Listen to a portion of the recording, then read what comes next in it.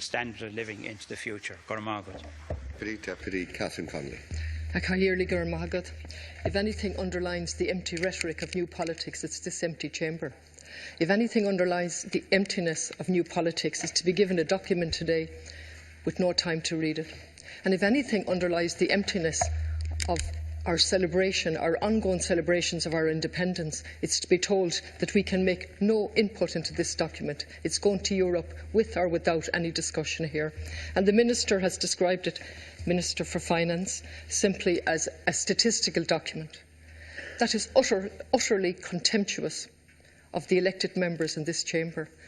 And the statistics that he refers to that we hadn't had a chance to go into despite my best efforts, I'm going to balance a little bit with other statistics. And I'll start with the mental health. Yesterday I spent 3 hours in the chamber and I had before me, and didn't get a chance to use it, the Vision for Change. And on page 176 they refer to the costs, the ongoing costs per year of mental health issues as 11 billion. I'm going to repeat that figure because I had grave difficulty with it myself. It's a figure that's extrapolated from Northern Irish figures, and I'm quoting from the Vision for Change. On a pro-rata basis, a pro-rata population basis, it would suggest a total annual cost of mental health of 11 billion. That's what it's costing by not looking at mental health properly and funding it properly. In addition, domestic violence. 2 weeks ago or less, there was a conference on domestic violence. The ongoing cost to the economy is 2.2 billion per year, not mentioned today in any statistic here before me. We have, as been mentioned finally by Fianna Fáil, a national emergency in housing. 120,000 households on a list. Galway City, which I'm very familiar with, 15,000 people.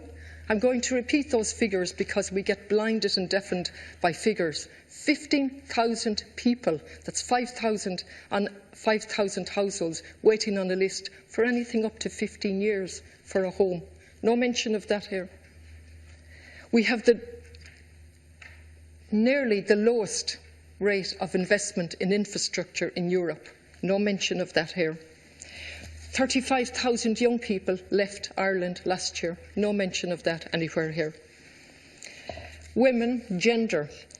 Women represent 60% of all low-paid workers in Ireland. 60%. And a half of women workers earn less than 20,000. That's below the median. No mention of that. Our health system is causing problems. It itself is unhealthy, and it's not dealing with people who are sick. No mention of that here. I don't subscribe to an economy that looks on all of these as inevitable problems. They are not inevitable problems. They are problems that have been created by this very policy. And even within this policy, there is scope, as we've been told. There is a fiscal space. And yet, no passionate outpouring from the new government and the new politics that they're going to use this fiscal space to address the inequality. And there's a mention here on one of the pages of risk assessment. Well, there's a huge risk to this economy if we don't deal with mental health. There's a huge risk to this economy if we don't provide homes, and very quickly.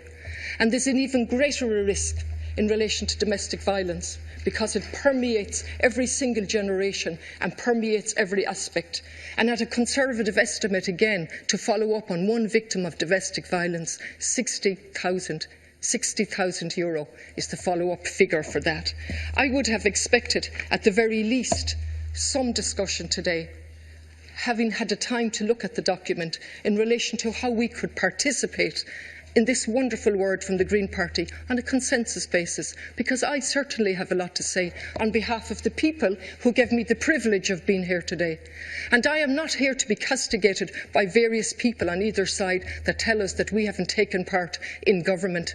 I have been here every single day since I was elected.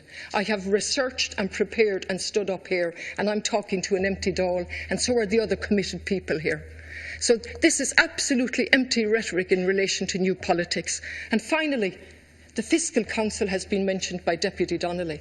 They have a very, very restricted role and a very restricted remit. At the very least, we should be discussing how their remit could be expanded so as to examine the implications of the recommendations that are coming from them in terms of equality and poverty. Thank you, Cathaoirleach.